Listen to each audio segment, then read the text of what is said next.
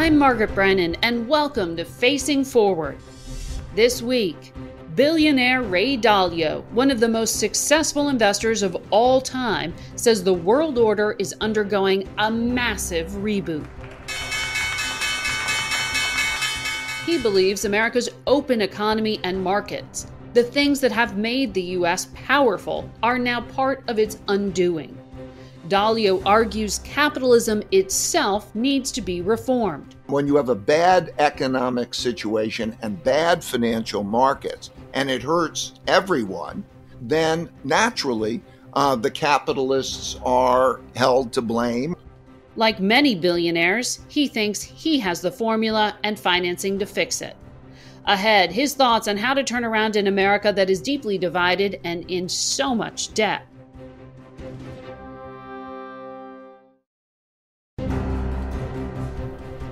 Welcome to Facing Forward. Ray Dalio, good to have you on the podcast. Thanks for having me. We spoke briefly before this podcast, and you told me your intention is to raise the alarm and have a smart conversation about trying to provide solutions to some very, very big problems that you think are facing our country right now. I'm wondering, why do you think you have the formula to help fix it? For 50 years or so, I've been a global macro investor. And so I've seen the world and I've studied history. And then you look for big picture trends. I look for the cause-effect relationships. And then I encountered, starting about, maybe 5 or 6 years ago, 3 things that happened that never happened in my lifetime before, but happened in the 1930s. And I think that they're at the heart of what's going on now, together with the pandemic, which will be something that'll come and that has come and will hopefully go. Mm-hmm.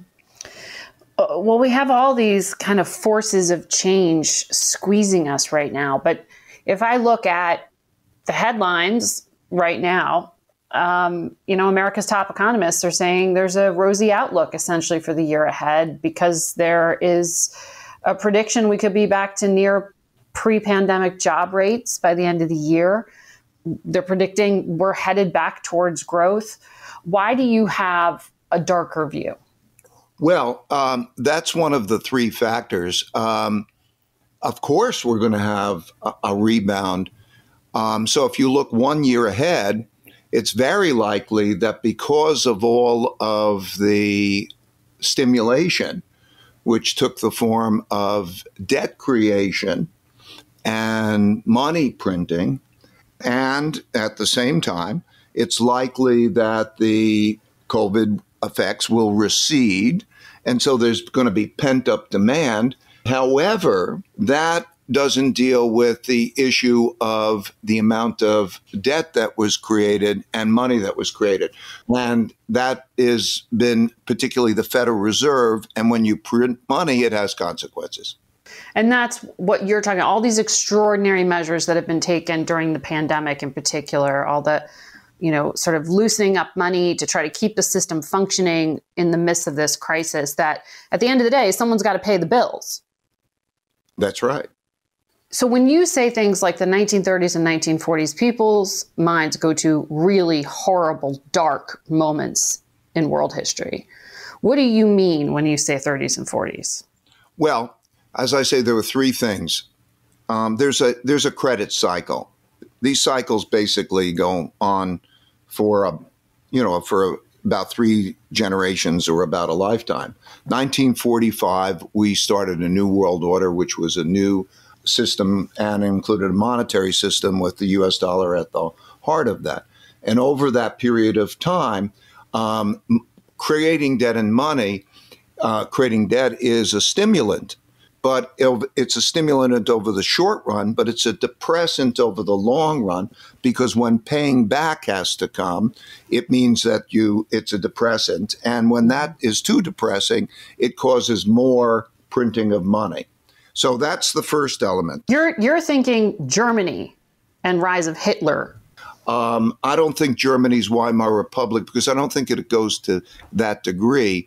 But it could go to the type of degree that you will see big inflation pressures. That's happening at the same time as there are these second two forces, which is also like the 1930s, which is the widening and very large wealth, values, and political gaps. And the third force is the rise of a great power to challenge the existing great power and world order, the rise of China to challenge the United States and the existing world order. Let's talk about what within the U.S. right now, some of the solutions. I mean, for Democrats, ending income inequality is kind of the holy grail. We hear a lot about it. You're concerned about it. President Biden argues this $2 trillion package that just passed is going to help address it. That 85% of Americans are going to receive cash, $1,400 checks. They'll get all sorts of tax credits if they are low-income households with kids. Are these kind of payouts the best use of taxpayer dollars to close that income gap?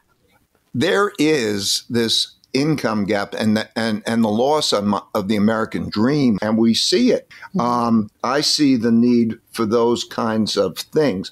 The amount provided was about 5 to 7 times the amount that would have been needed to compensate everybody for their income losses. So it was a much larger distribution of money than was actually needed to deal with COVID. But I see those other needs, and I think they're bigger than that, in fact. So those needs are there, and that distribution took place in that way. The issue is, then where does the money come from and what are the consequences of that? Right. And so that's where things get messy politically in this country. You have arguments for things like a wealth tax from progressives like Senator Elizabeth Warren. We have watched the wealth of the billionaire class in America increase by more than $1 trillion over the last year. A 2-cent wealth tax would just help level the playing field a little bit and create the kind of revenue that would let us make the investments in our children, investments in infrastructure, investments in a clean economy, investments in America's future. She's pointing to successful people like you as both the source and the solution to the problem.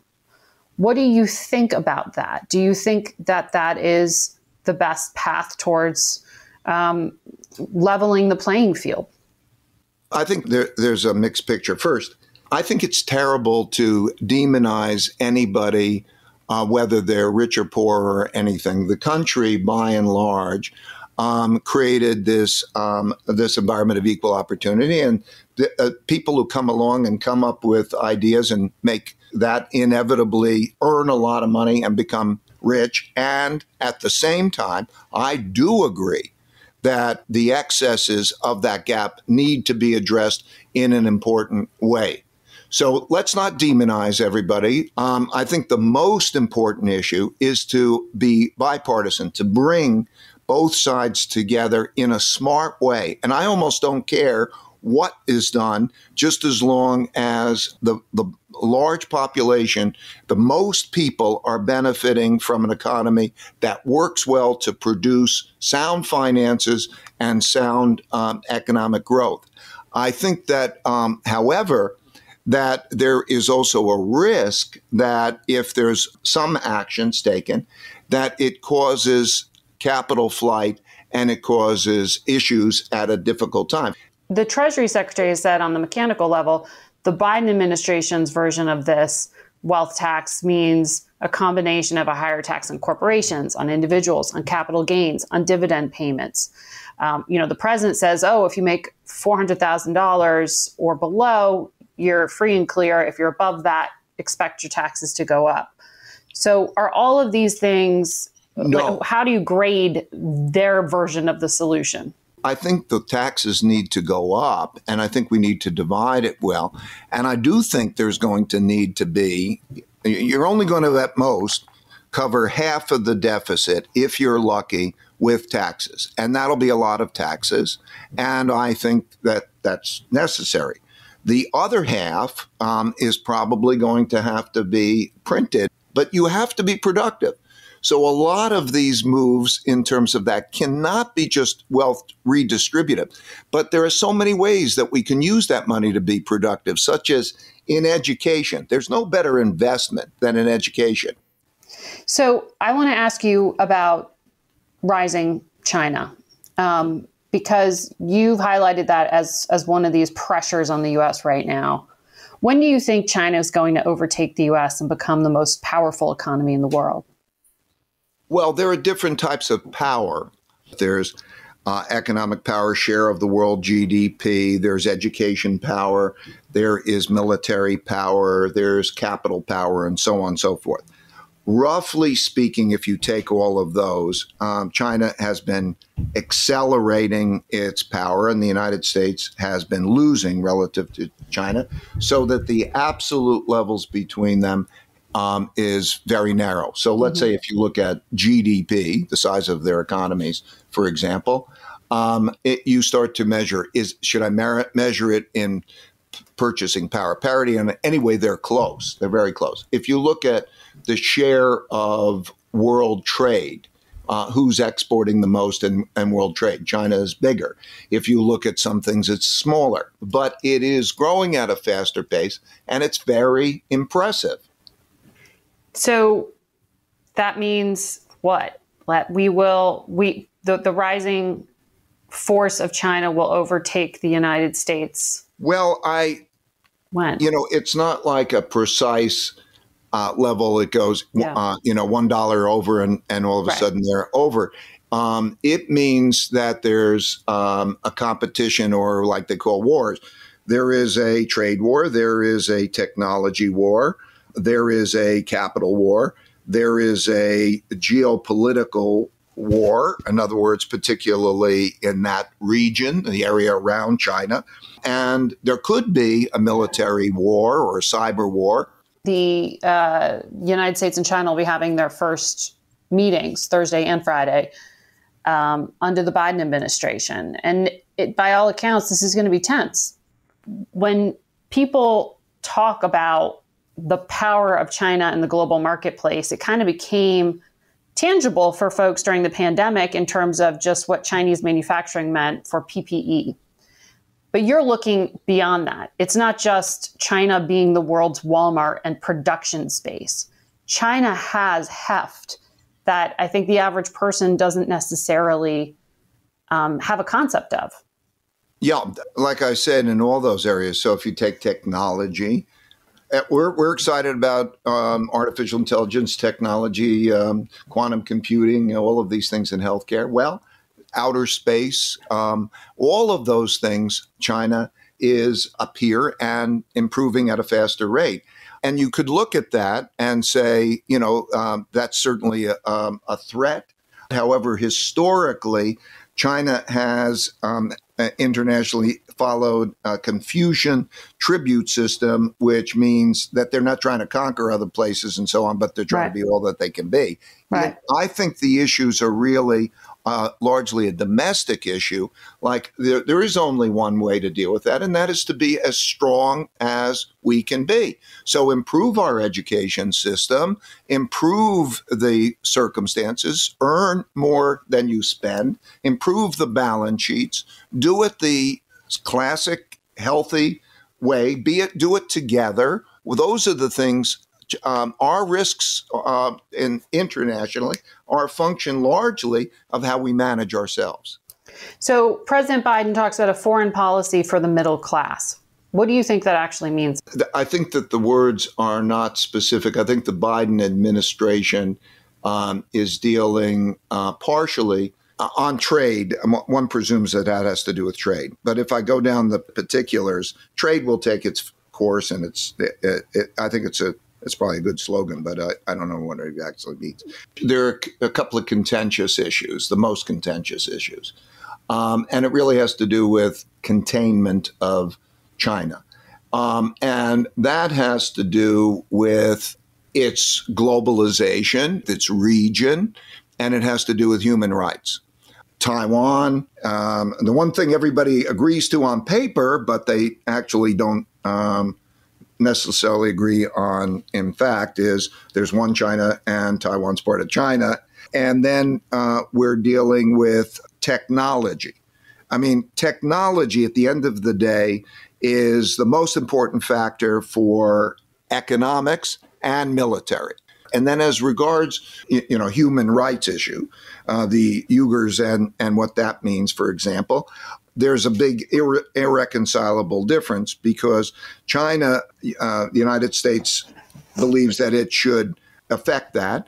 And that's a big thing in the Biden administration. And at the same time, China believes it's a sovereignty issue, that the United States shouldn't meddle in their internal affairs any more than China should meddle in the United States. Those are the real issues. And they could come down to capital flows issues. And that would be, there are signs that could happen. And if that happens, it has a big global effect.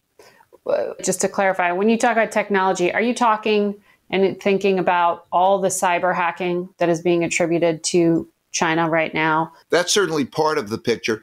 But it also is who will be superior in artificial intelligence, quantum computing, and other types of technology that will mean that if you win that race, you kind of win the whole enchilada. Right. Well, we're going to have to take a real quick break here, but more to talk about on the other side of it. So, Ray, I remember when I was covering Wall Street post-financial crisis back in 2008, I remember the Occupy Wall Street protests, walking through them on my way to the stock exchange. Then I remember watching the Tea Party movements kind of exploding on cable TV. We are the 99%. Where are the jobs? Enough is enough! Enough is enough! These were populist outcries that you could draw lines from on a diagram to our current politics, right? There's threads that ran through it. What do you see taking shape now out of the current trauma that we are going through? Throughout history, when you have a bad economic situation and bad financial markets, and it hurts everyone, then naturally the capitalists are held to blame or scapegoated or whatever. We have a tendency to blame each other or to fight, and there's a polarity. The left becomes more extreme, then the right becomes more extreme, and you can't be in the middle. Mm-hmm. Because if you're in the middle, history has shown us, they say, hey, no, you have to decide one way or another. And then the antagonisms become greater. And that is what's happening today.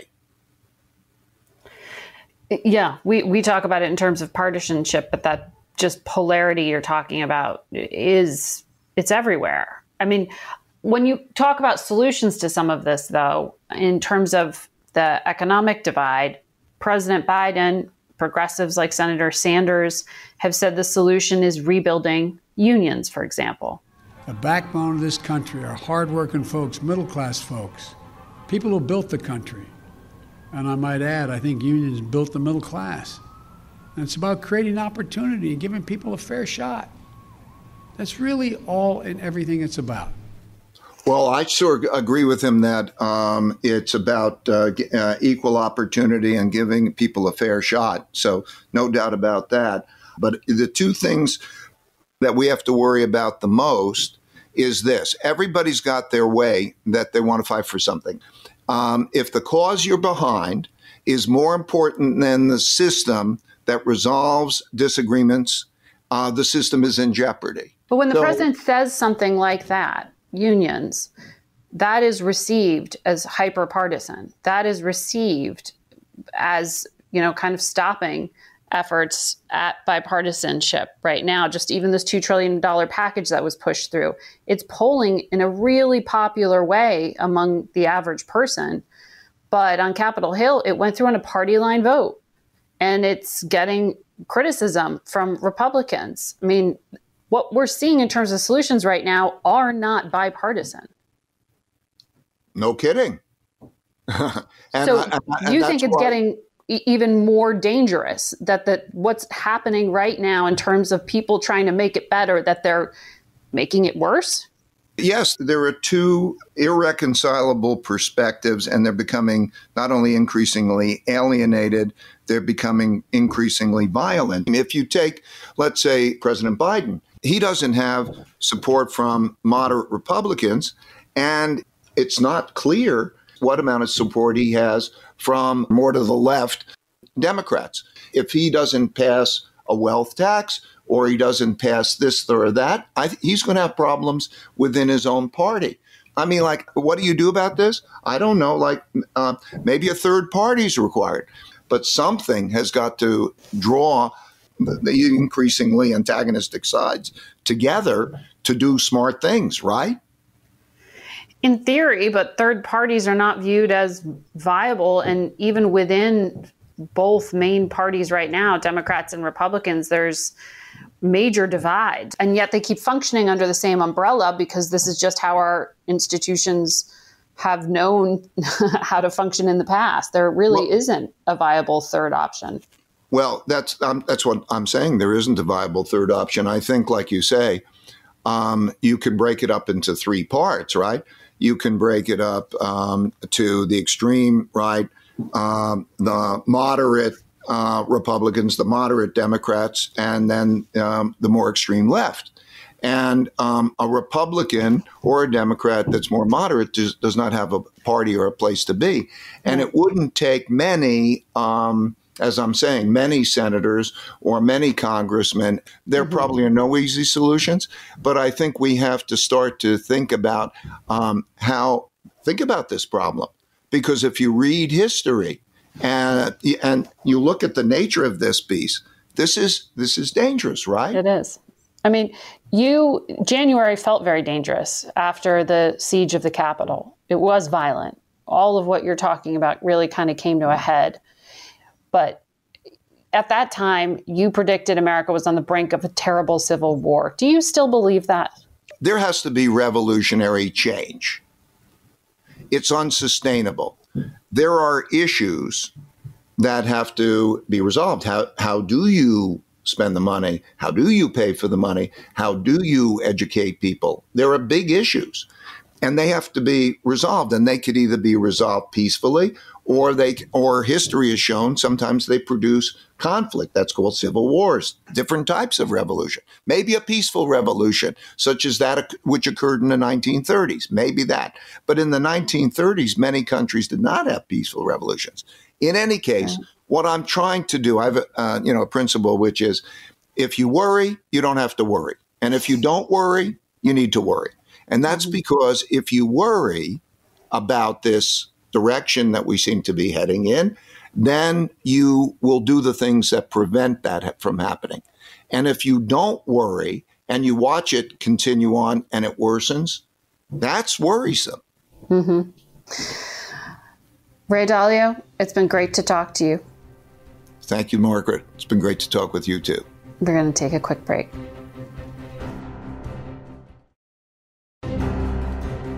Now, an underreported story.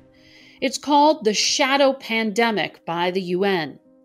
Due to quarantines and school closures, those who monitor violence against women and children are warning that they are increasingly blind to what is happening behind closed doors. That has made the reauthorization of the Violence Against Women Act, also known as VAWA, even more vital in the view of many lawmakers.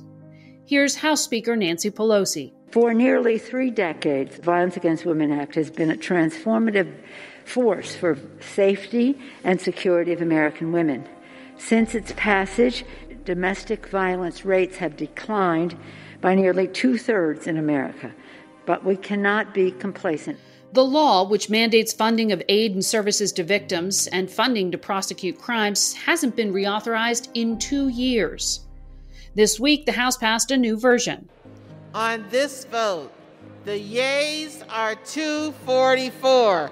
The nays are 172. The bill is passed. But a provision meant to close the so-called boyfriend loophole may be one factor that could complicate winning Republican support in the Senate. It would prevent dating partners convicted of domestic violence or abuse from buying or owning guns. Republican Senator Joni Ernst, a victim of domestic abuse herself, is expected to offer a competing version. For many American families, regardless of their politics, the law is vital. Before the pandemic, the CDC estimated 1 in 4 women in the U.S. experienced some type of domestic violence during their lifetime. If you or someone you know are a victim of domestic abuse, you can learn more about resources online through the National Resource Center on Domestic Violence, or you can call the National Domestic Violence Hotline at 1-800-799-7233.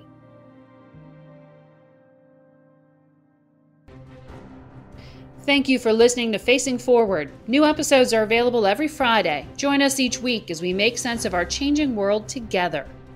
I'm Margaret Brennan. You can also find me on your CBS Network broadcast station Sunday mornings on Face the Nation, or on our digital network, CBSN, at 10:30 a.m., 1 p.m., and 4 p.m. Sundays, or through our Paramount Plus app.